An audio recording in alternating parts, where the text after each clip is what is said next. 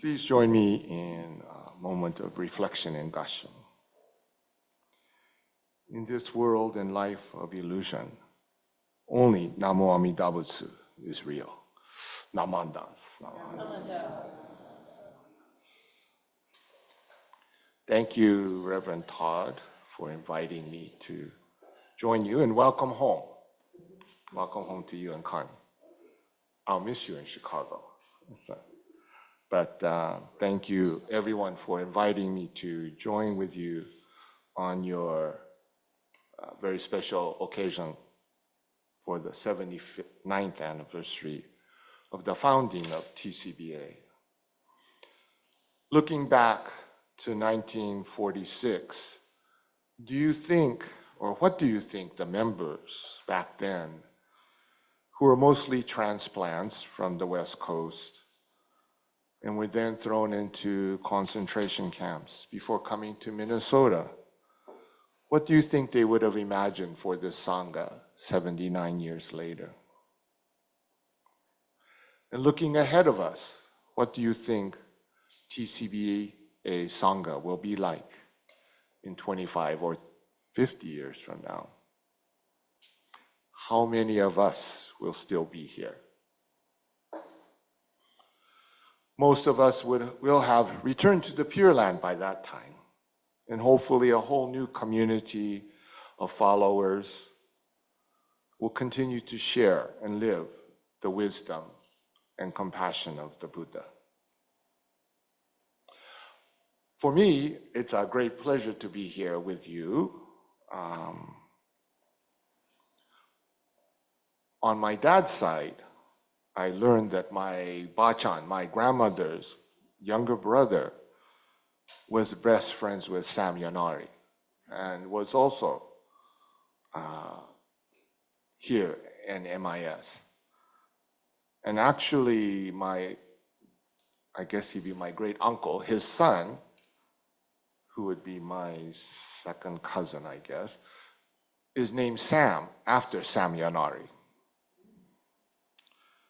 And then the first time I came here, I learned that Todd's family, the Tsuchiya clan, also lived in Fowler, where I'm from.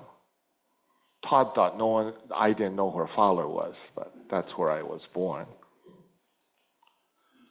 And my mom's family was actually neighbors to the Tsuchiyas in camp, in the assembly center.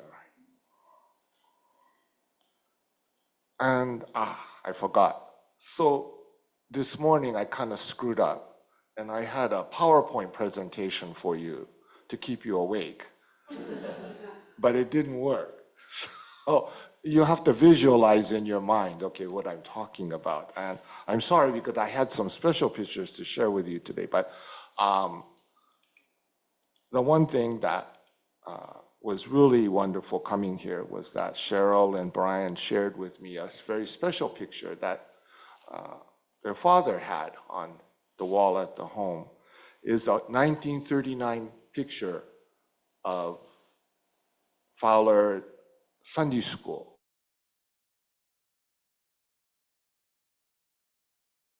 Started. And actually no one in Fowler had that picture. And Cheryl gave me a copy and I was able to get it reprinted. And last year, our Dharma school celebrated our 100th anniversary. And so we showed that picture to everyone. And we were still able to find some of our parents in the picture from long, long ago. And then another special connection to here is Cindy Tamaki's brother and I were roommates at Cal, at Berkeley, many, many years ago. And then the Sugisakas and I have a close connection. Very, very special connection. Nobu-san went to exchange, right? High school exchange, was that? In Dainuba, which is another town about 20 miles from where I'm from. And June's sister and my aunt were long time from childhood friends.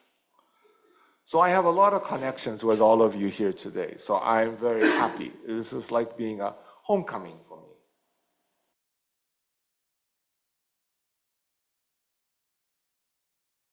I wanted to share with you earlier this summer, I wanted, maybe some of you know that in my spare time, little spare time that I have, I take my friends to Japan on eating tours.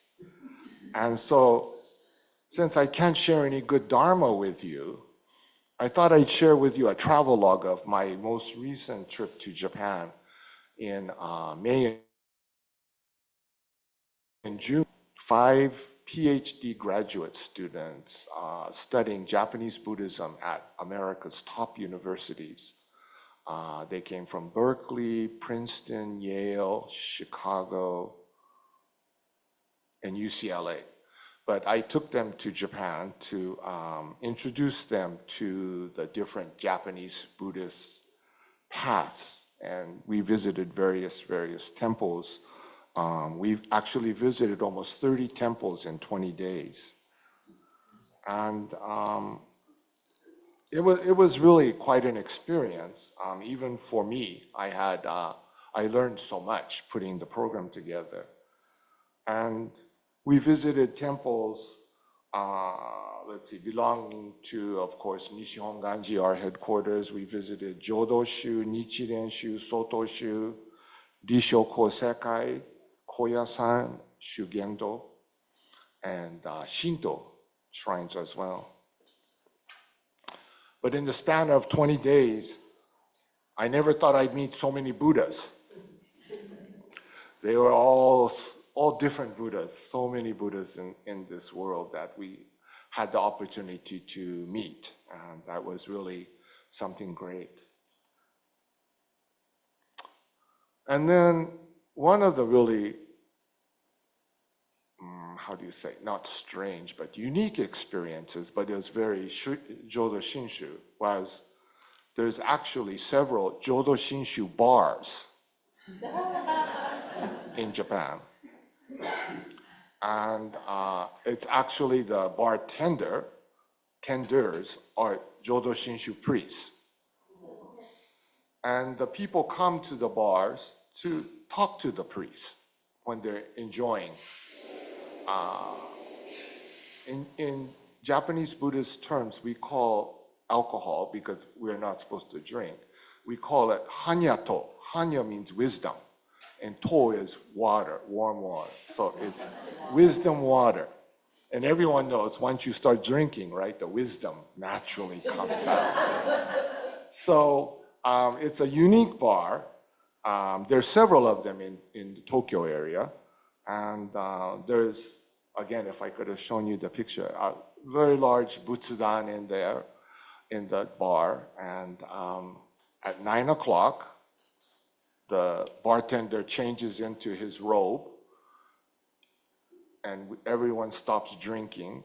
And we actually chanted Jusege in the bar.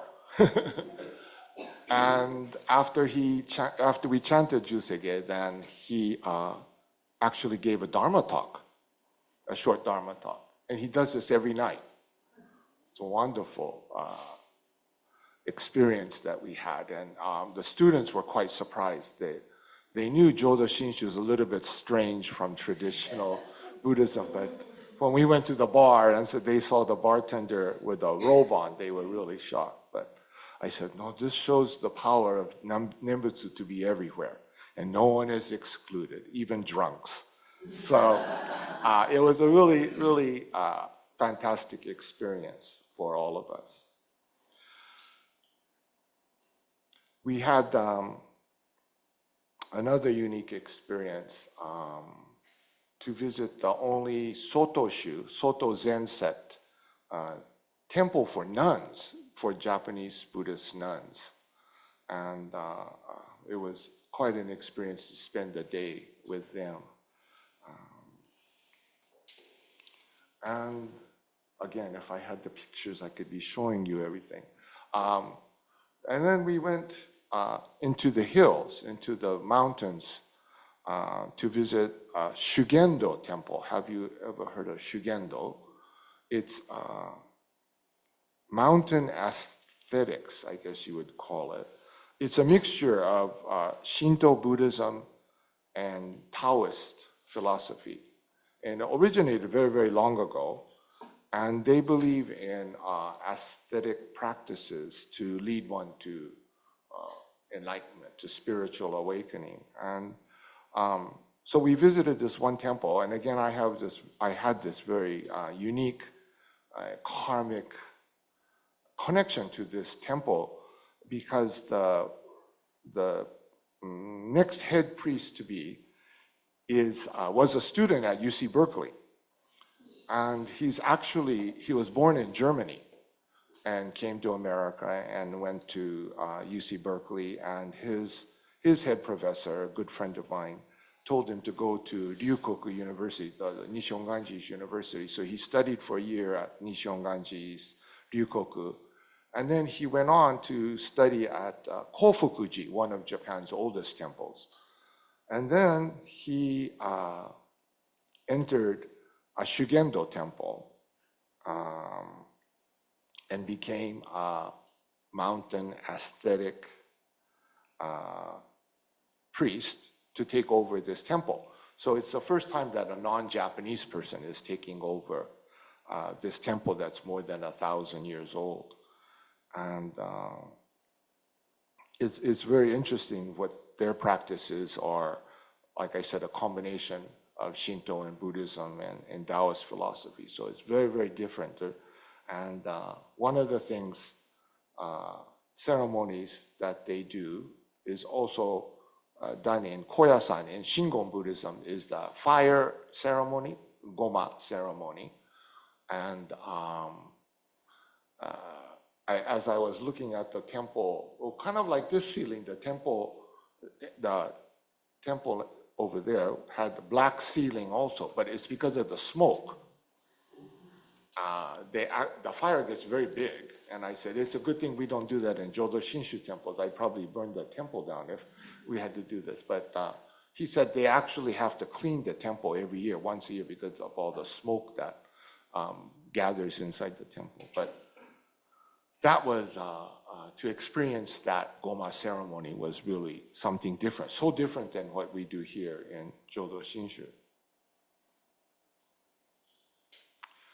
But the greatest opportunity that we had was to visit Mount Hiei, where Shinran Shonin studied. And Mount Hiei is just outside of Kyoto. And it's probably one of 2 or 3 most sacred mountains in Japan. Many of Japan's Buddhist sect founders all studied at Mount Hiei. So Shinran Shonin, Honen Shonin, Dogen Shonin, everyone studied at Mount Hiei and then went off found their own path. But on Mount Hiei, the main temple is called Enryakuji, and that temple has been around since 788, so over 1,200 years. And after Shinran was ordained at age 9, he was sent to Mount Hiei to study Tendai Buddhism, and he studied there for 20 years. And one of the most amazing things, again, I wish I could show you, but I looked it up on the internet, and you could see the picture on the web, but there's a flame called the immortal flame of the Dharma. This candlelight has been burning for 1,200 years continuously since Dengyo Daishi, since Mount Hiei was first founded. And it's burning continuously as the light of the Dharma. And so they said, yeah, there's a priest, because it's an old-fashioned oil lamp. And so someone has to keep adding oil to it. And so the priests there are assigned to stay up at night, and you have to keep filling lantern with oil to keep the flame burning. So I'm glad, again, we don't have to do that. But I'm sure the flame would have been out by now from too much hanyato at night. So, but it's really fascinating to see, an actual flame that's been burning for 1,200 years is something really great, but it represents the light of the Dharma that the Buddha is trying to illuminate this world that we live in. So Mount Hiei is the center of Tendai Buddhism, and as I said, Shinran studied there for 20 years. And one of Tendai's practices is called Kai Hogyo, meaning circling the mountain. And it involves walking, a priest or a believer walking 52 miles a day for 100 days as a symbol of your striving to attain enlightenment. And there's even a more rigorous one called Sennichi Kaihogyo, which is 1,000-day of walking meditation. It takes 7 years to complete this practice. And since 1885, there have only been 46 men that have completed Sennichi Kaihogyo. And since World War II, there's only been 13 people that have tried and done this. And it's done in cycles where you'll walk like 26 miles a day for 100 days, and then you stop, and then you continue on again, and then you do another 100-day cycle, and then you keep going for 10 cycles, walking so much. But there are even 2 people or 3 people that have done it twice. The last person who did it passed away in 2013, but he did the first 1,000-day cycle from 1973 to 1980. And then he took a break for 6 months, and he did it again. At the age of 60, he finished. And many years ago, at UC Berkeley, I was fortunate to have the opportunity to meet another person who completed the Sennichi Kaihogyo, and his name was Hagami Shojo. And he died in 1989, but he actually visited Berkeley, and he was known as a living Buddha.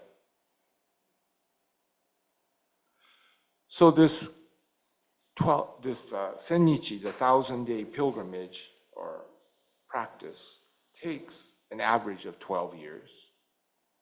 Also requires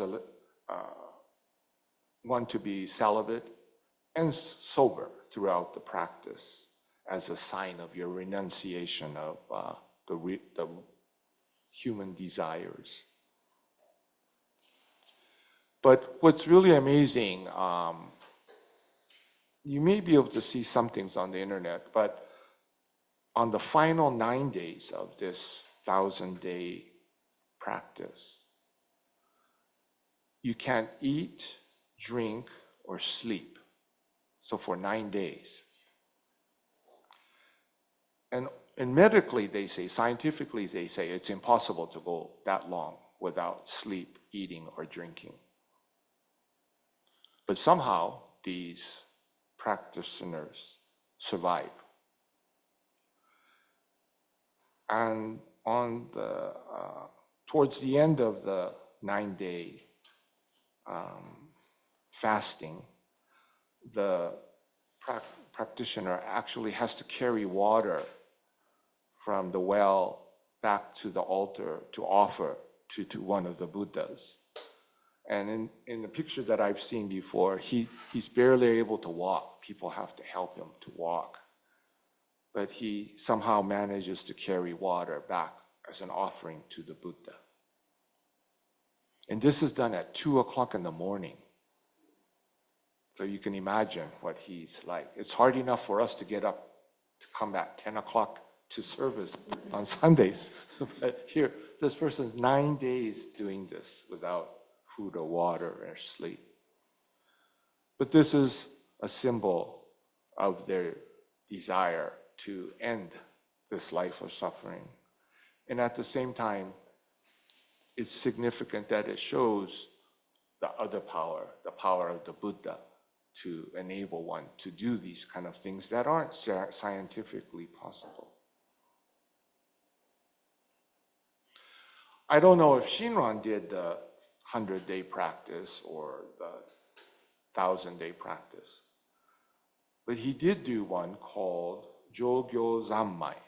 Jogyo Zammai. And this practice involves walking around in a temple building about the size of this building here, this room here. And there's a large statue of Amida Buddha. And you continuously walk around the statue from morning to night, chanting Namo Amida Butsu. And here again, you can't sleep. You can't lay down and sleep. So what it is they have poles that you can lean against, but you can't lay down for 90 days. And the only time you can stop is to go bathroom or to eat. And it's only, you get rice and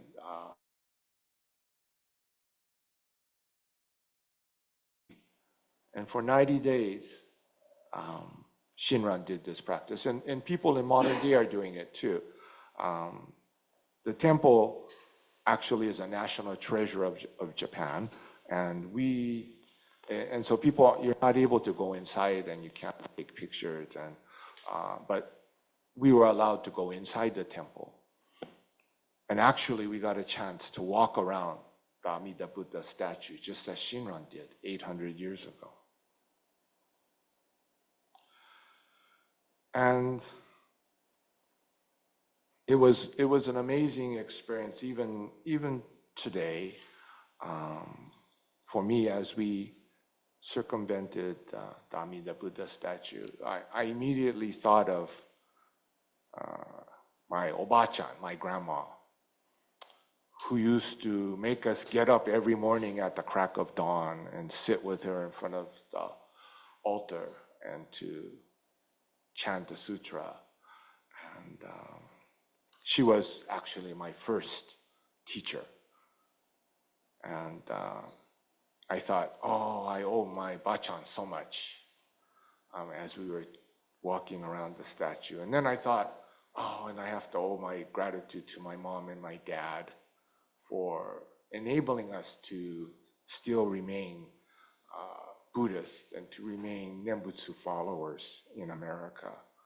And then I thought about everyone else, all of you and all of our parents and grandparents and everyone who's made it possible for us to hear the Dharma in America. And so it was really a moving experience for me to have that opportunity to experience the same thing that Shinran Shonin did 800 years ago in the same building.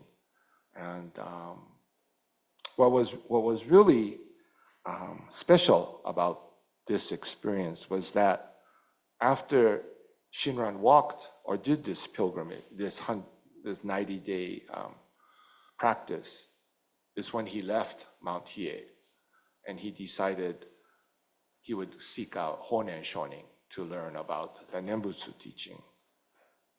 And that's what enabled us to be here today. But it's interesting, again, getting back to the people that take the 100-day pilgrimage. They do it with, of course,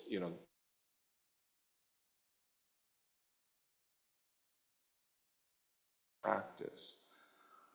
And actually, the participants carry with them a dagger, a sword, a small short sword, and a length of rope. And the reason they carry that with them is in case they fail they have to commit harakiri. So there's no going back once you embark on this practice. So it's quite a serious practice. But they, the people that have done this, after you meet them, when I met Hagami Shocho, it was actually like being with a living Buddha, I think. The people really become changed human beings. And it's quite a special thing to see those that still commit to these kind of practices. And even today, there are people that are doing.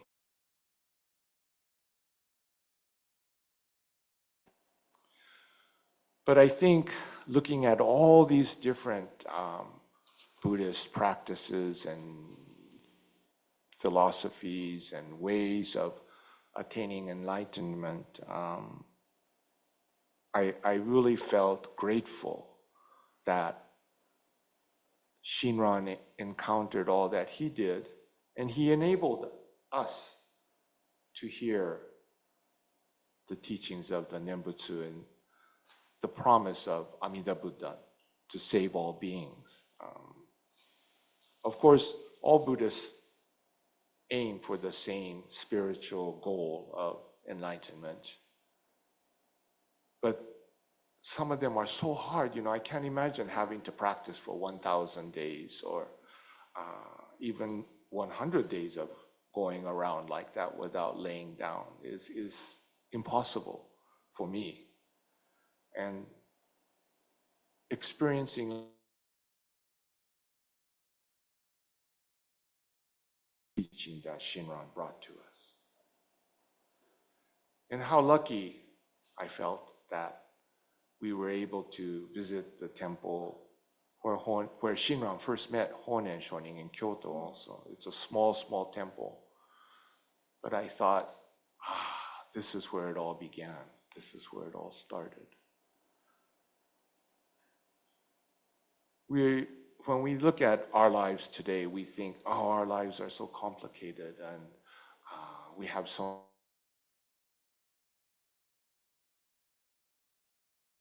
When Shinran found the teachings of the Nembutsu, the teachings of Amida Buddha, that he too felt such a great relief and comfort that we can share with each other today too.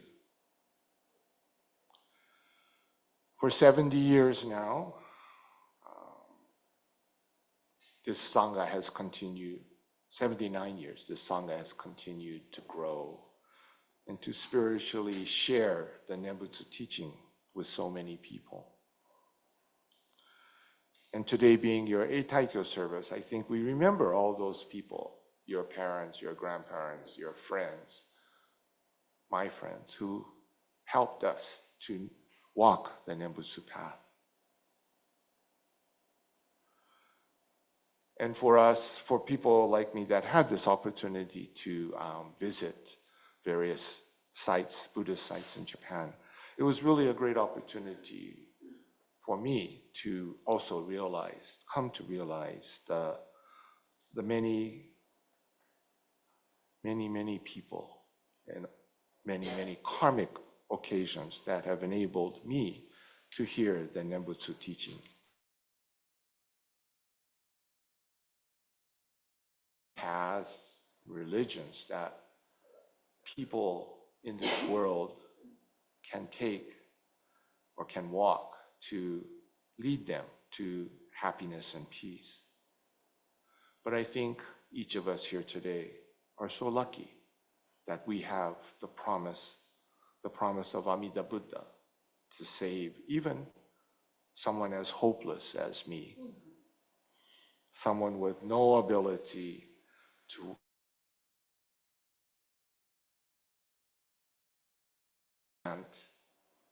on tone. I can't meditate, I have bad knees. I have every excuse for not being a practicing Buddhist. But on the other hand, that's the greatest gift that I've received, not being able to do these things. Because the Buddha says, don't worry, don't worry. Just come as you are, all broken and rotten to the core. And that's something really, really special for all of us, that no matter who we are, no matter what we are all able to attain the spiritual goal of all beings, to find the eternal happiness and peace. And for us, that is through Namo Amida Butsu. So I hope each of you can continue your lives every day and awaken to the life of gratitude with Namo Amida Butsu. And in the end, we have that promise that, we don't have to worry about anything.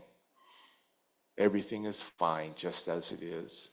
Even amidst life suffering, everything is fine. It's just as it is.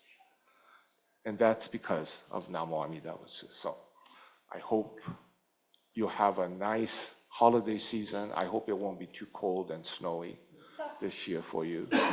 And stay in good health, everyone. And let's look forward. Maybe I can get invited to next year's 80th anniversary. And let's celebrate next year 80 years of this Sangha. So thank you. Namandas.